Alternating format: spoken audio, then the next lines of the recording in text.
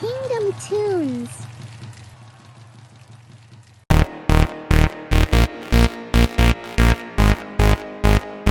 A story of unexpected kindness. What would you do if you saw someone who really, truly needed your help? What if that someone was different from you? In Jesus' time, a simple question changed everything. A teacher of the law once asked Jesus, "Who is my neighbor?" The answer? Well, it wasn't what anyone expected. Let me tell you about a man who discovered what it truly means to love your neighbor. There once was a man traveling from Jerusalem to Jericho. Let's call him David. He was a good man. He followed the rules, attended synagogue, and helped his family. I'll be back before the Sabbath, Sarah. This business in Jericho should go well. Be careful, my love. That road can be dangerous. The road to Jericho was notorious. 17 miles of rocky terrain, perfect hiding spots for bandits, and very few travelers dared to go alone.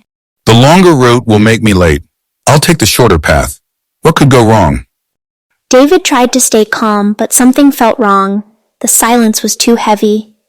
The shadows too deep. Just keep walking, David. You've made this trip dozens of times. Well, well. What do we have here? A wealthy merchant, traveling all alone? Please, I have a family. Take what you want, but don't hurt me. Oh, we'll take what we want. All right. The bandits took everything, his money, his clothes, even his sandals. They left David beaten, barely breathing, and utterly alone.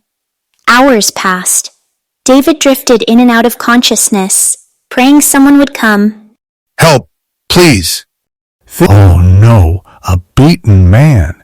But if I touch him, I'll be ceremonially unclean. I have temple duties tomorrow. The people are counting on me. Someone else will come. Someone who doesn't have religious obligations. Yes, that's for the best. The priest saw David suffering, but his religious duties seemed more important than human compassion. Please, don't leave me. David's hope flickered like a dying flame, but then another figure appeared. Oh, my sir, are you? Water, please. I wish I could help, but what if the bandits are still nearby? What if this is a trap? I have students waiting for me in Jericho. Important scrolls to deliver. I'm sure the priest who passed this way got help. Yes, help must be coming. Simon meant well, but fear made his feet heavy and his heart hard. Like the priest, he passed by on the other side. As the afternoon heat became unbearable, one more traveler appeared on that lonely road. Easy, girl. I know this place makes you nervous, too. Dear God, brother, what happened to you? Samaritan, you shouldn't... Shh, don't talk. You're hurt badly. Let me help you. Now here's what made this shocking. Samaritans and Jews were enemies. They had hated each other for centuries, arguing about religion, land, and traditions. Any reasonable person would have expected Matthias to do exactly what the priest and Levite did, keep walking. Here, drink slowly. You're going to be okay. I've got you now. These wounds need proper care. I have oil and wine that will help. Matthias used his own expensive oil and wine, items he could have sold for good money, to clean David's wounds. Why are you helping me? Your people and mine? Your pain doesn't have a nationality, friend. You're hurt, and I can help. That's all that matters. Can you stand? We need to get you somewhere safe. I don't think so. Then you'll ride, and I'll walk. Matthias put David on his own donkey, meaning Matthias would have to walk, and his journey would take much longer. Tell me about your family. It will help you stay awake. My wife Sarah, she warned me about this road. I should have listened.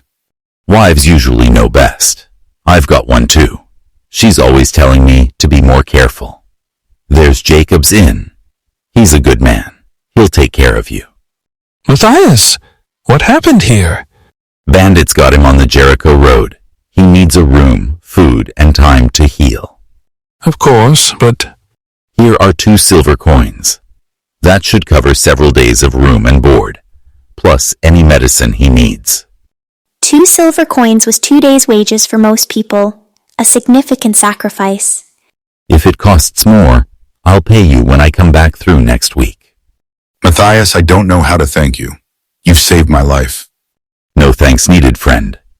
Just get well and go home to Sarah. I was wrong about Samaritans. I was wrong about many things. Maybe we've all been wrong about each other. Rest now. Now, which of these 3 do you think was a neighbor to the man who fell into the hands of robbers? The one who had mercy on him. Exactly. Now go and do likewise. Jesus had turned the question upside down.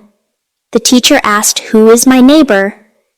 But Jesus showed him the real question was, "How can I be a neighbor?" Teacher, does this mean we should help everyone, even people we don't like? What do you think, little one? I think if someone needs help, it doesn't matter if they're different from us. Out of the mouths of children come the greatest truths. Jesus' story is as relevant today as it was 2,000 years ago. We still pass by people who need help. We still make excuses. Maybe it's someone being bullied at school. Maybe it's a neighbor struggling with groceries. Maybe it's someone who looks different, speaks differently, or believes differently than we do. The question isn't whether someone deserves your help. The question is, what kind of person do you want to be? In Luke 10:27, Jesus taught us to love your neighbor as yourself. The Good Samaritan showed us that our neighbor is anyone who needs our help. Love your neighbor as yourself. Luke 10:27. So here's a challenge for you this week. Look for someone who needs kindness. Maybe it's a small act, sharing lunch, helping with homework, or just listening to someone who's sad. Remember Matthias the Samaritan. He didn't just feel sorry for David. He acted. He sacrificed his time, his money, and his comfort to help someone who wasn't even supposed to be his friend. Go and do likewise. What will your Good Samaritan story be? Share this video with someone who needs to hear about kindness today, and let us know in the comments how you plan to be a neighbor this week. How will you be a Good Samaritan? Tell us in the comments. Until next time, remember, in a world that sometimes feels divided, you have the power to build bridges with kindness. Thanks for watching. If the story touched your heart, like, share, and subscribe for more biblical adventures. Stay blessed and see you in the next story.